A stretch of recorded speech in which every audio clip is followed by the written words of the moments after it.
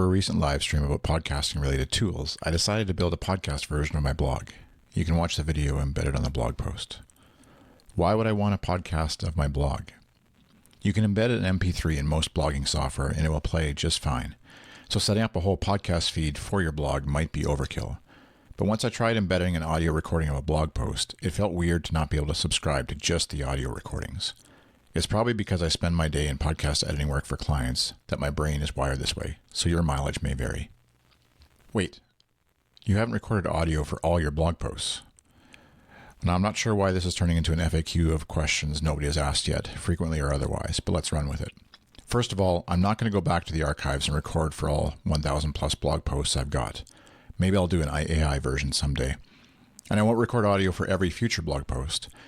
Some posts don't feel worth the effort. Some posts are awkward to read out loud, and sometimes I just don't have the time to do it. But if there's a post you've read on my blog that you think deserves the audio treatment, please get in touch.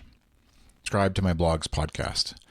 Every blog post where there's an audio version will now have an embedded player from Transistor, the best podcast hosting platform on the planet, as well as this little call out telling people they can subscribe to the podcast if they want to.